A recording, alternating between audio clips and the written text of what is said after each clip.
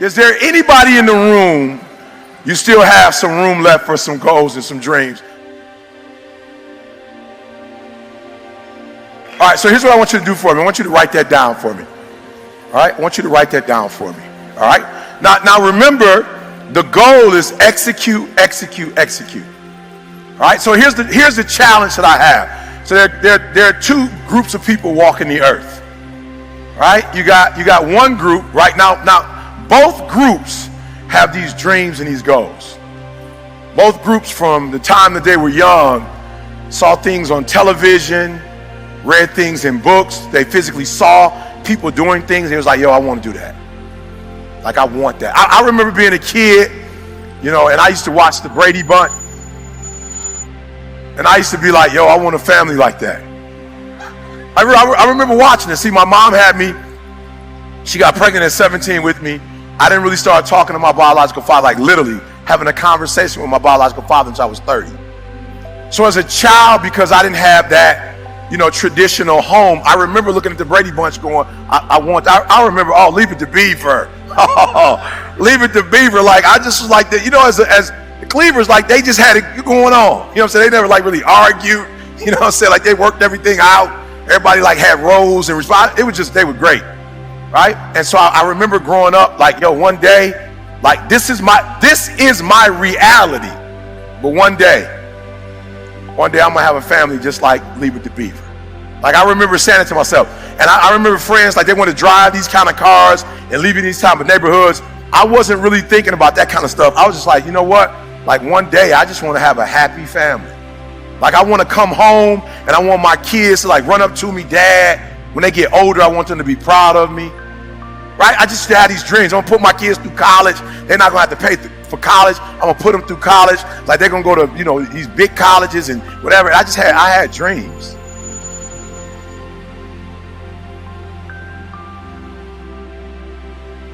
Right? I had dreams. And so what I want you to do for me is, I want you to, and I know a lot of you are adults and you're adulting, and sometimes you don't have time for dreams and goals and stuff.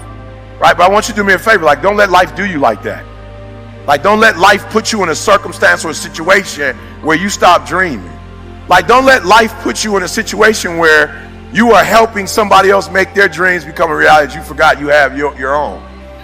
Like, don't do that. Don't get so caught up giving some job 30, 40, 50, 60 hours of your day that you don't have any time left for yourself. And so what we're going to do right now, we're going to get back to the basics, right? We're going to get back to, and, I wake up every day and people say, yo, E, what's the thing? I know you say execution, but, like, what's that thing? And it's like, to be fruitful, to multiply, to have dominion. Like, no. When I wake up every day, like, I claim that the first commandment was I was commissioned to be fruitful, to multiply, and to have dominion. Like, that's what I was commissioned to do. Like, that's the command. And so I want you to write down those dreams and goals that you still have that you have not accomplished. I want you to write them down.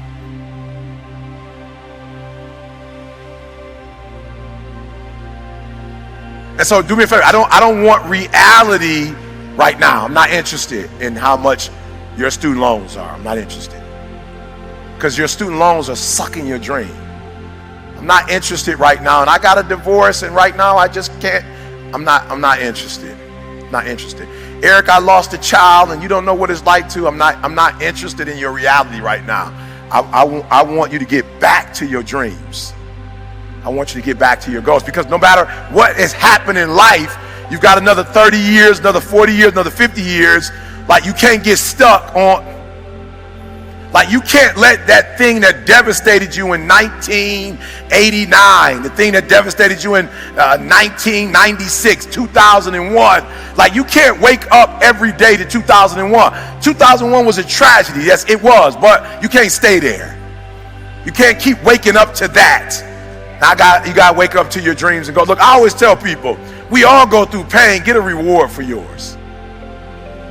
We all go through pain. We all go through pain. We all go through something. We all go through our go-through. I wouldn't have time to tell you about all the trauma that I went through in my life. But I just figured, since I went through so much trauma, I might as well use the trauma to make all my dreams become a reality.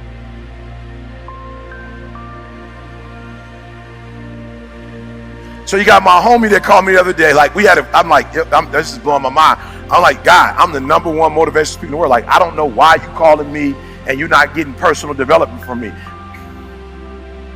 No, listen to what I just said. This is my best friend in the whole wide world. Listen to me, very close. Like, this is the dude I trust with my wife and my kid. Like, this is the person that my dreams, like, he helped me with my dream. I said, why are we on the phone talking about deficits right now? Why are you doing that? Do you know people who don't know me and I'm not their best friend in the whole wide world have gone through one of my programs and now they killing the game, and you know me and you're not killing the game?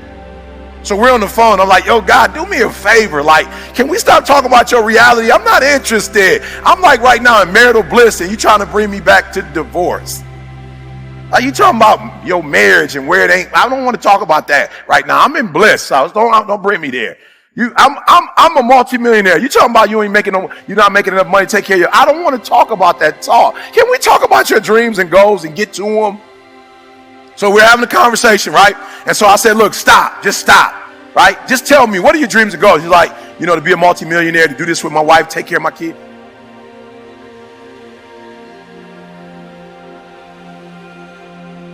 Look, I want you to look at your goals, and I want you to ask yourself this question.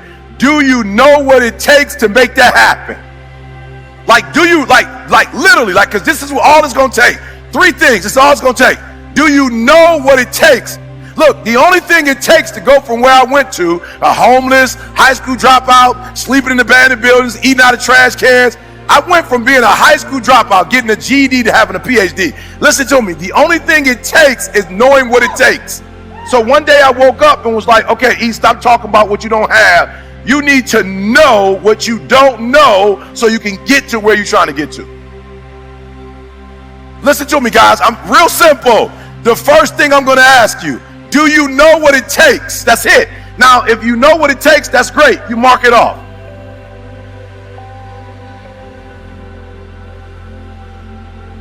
And I remember before being in that room with Warren Buffett, I never even thought about making that kind of money. I never thought about making money, but I was sitting in the room with Warren Buffett. So I get in the room with Warren Buffett, and what blows my mind is that he's human. Look, there are those of you who watch people on TV and you go, oh, and you admire them and you love them. And some of you watch so much TV because you really want to live your dreams through somebody else. You're not ready to do the work. Real, so you watch it on TV so you can get inspired. And so Warren Buffett, everybody's sitting down, Warren Buffett walks in the room, and when Warren Buffett walks in the room, it blows my mind. I'm like, yo, this dude is human. Like, he didn't come in with an Italian suit on. He came in with like a normal, I'm like, that's a normal suit. You know what's so crazy? He could wear a Sears and Roebuck suit because he was already one of the richest men in the world. He didn't have to come in and impress nobody. He didn't have to come in and prove that he was rich, because we know he's rich. I'm like, what an amazing feeling. Like, you can be your authentic self. Like, Warren Buffett didn't have to come in, because some other guys came in and they had the suits that he didn't have on. And they had the $1 million watches that he didn't have on. And they had the shoes that he wasn't wearing. He had a normal tie on. He didn't have it all the way up. He didn't have a Pat Riley like cut. It was just a normal button up.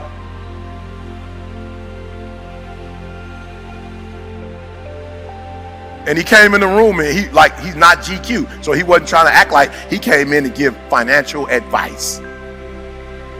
And I sat there listening to this man talk, and I was like, whoa, my mom worked for Ford. She later got married. The person that became my father worked at GM. My whole life, I never heard that conversation before. I had only heard the working class language. It was a different language. And I walked out of that room and was like, yo, I know what it takes.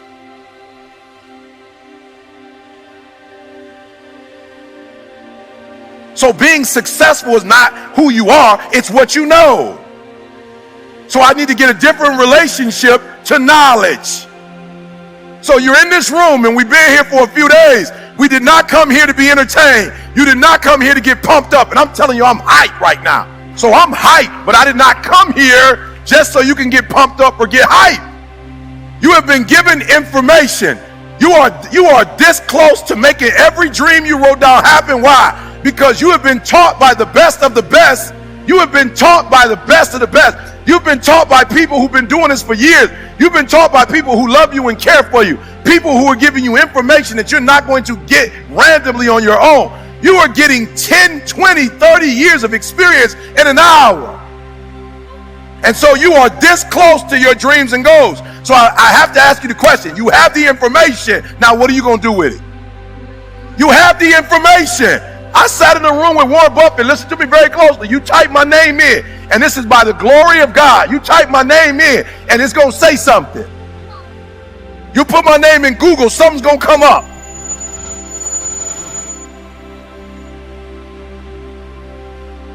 I come from working class parents, but when I left that room with Warren Buffett, I became a multimillionaire, and I never had to talk to Warren Buffett ever again.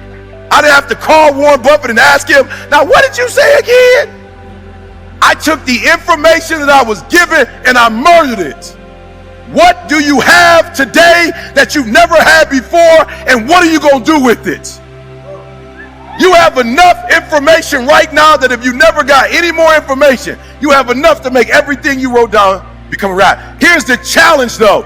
The challenge is not what you know. It is not what you've learned today. The challenge is what you knew before today. I'm going to say it slower because it's the simplest thing I'm ever going to say. What you already know is why you are where you are.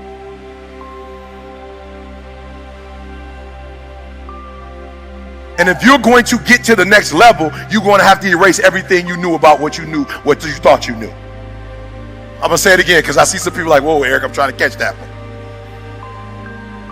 It is the stinking thinking that got you where you are right now. It is the limited beliefs that have you where you are right now. You have a limited belief. I remember that I thought I could never do this, but only for people who look like me.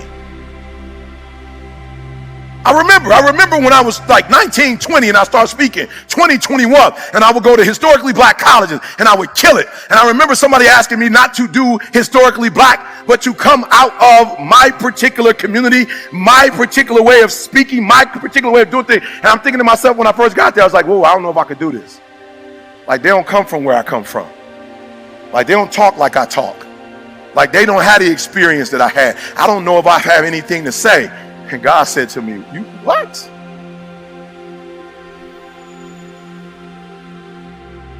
I'll never forget talking to Les Brown and Bob Proctor. Bob Proctor, Les Brown was like, yo, you're the #1 motivational speaker in the world. I wasn't even a number at that time.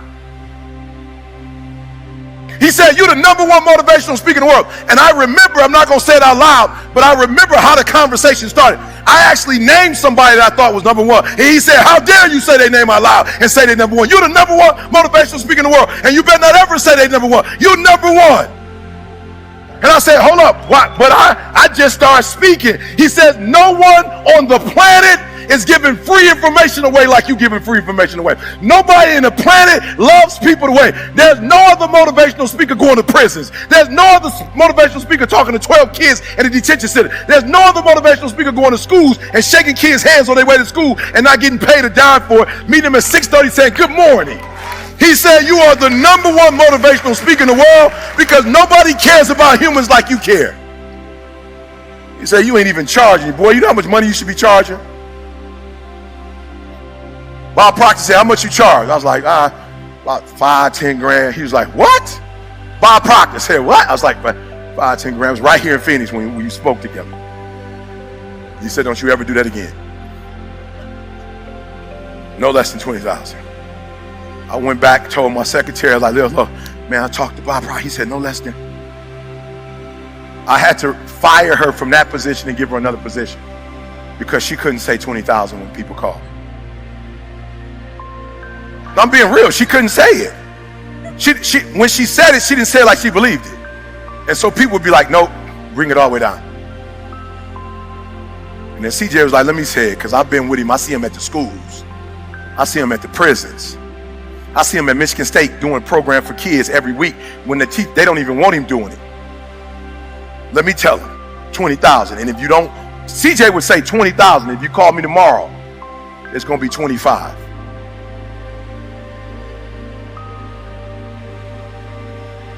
No, you're not hearing what I'm saying. And so I remember I got a couple 20s, went back, told Bob Proctor, was like, Bob Proctor, He was like, how you doing, Eric? I'm like, great. How is it going with the fine? I was like, man, it's great. I'm doing 20 now. He was like, I said, you told me 20. He said, I never told you 20. I said, no, less than 20. But your limited beliefs heard. Your limited beliefs heard you say. I didn't say that. That's what your past told you. That's what you getting a GED told you. Your biological father not being in your life told you, because you don't value yourself. You think it's tough. I'm telling you, son, there are people in this earth that value you more than you value yourself. They look to you in a way that you don't look to yourself. You will not get what you're supposed to get until you value yourself and you kill all your limited beliefs. So I need you to do me a favor. Just write it down, because you don't have enough paper. But write down your limited beliefs, and when you get home, I need you to address them. He said, Eric, I used to be like, God, I don't know if I could do corporate. He said, son, not only can you do it, you must do it. You're going to bring something that nobody else is bringing. And I was like, what do I bring that nobody else is bringing? He said, that message that you think isn't important is so important. And guess what message I was bringing to corporate? I was bringing, so you're a 7-figure earner, but you're not a 7-figure dad. God was like, do you know how important this message is? Just because you're not talking money like they talking money, this has nothing to do with it. You just told my man that he need to be a 7-figure spouse. He's not a 7-figure spouse. He's one-dimensional. He knows how to make money, but the rest of his life sucks. Challenge him to get the triple-double life. Challenge them to get the trouble. Yes, you've invested in stocks and bonds, but you ain't invested into your wife. You've invested into the stock market, but not your kids. And your son is in a gang because the gangs is beating you. Oh, you're killing it at the company, but when you come home, you're not killing it with your child. That's why your daughter was somebody she shouldn't be with. That's why your daughter wants to commit suicide, because her daddy ain't giving her the attention that she needs. So do me a favor. I just want you to give your company this. Don't stop giving your company that attention. But I challenge you to give your wife the same energy that you give in your company.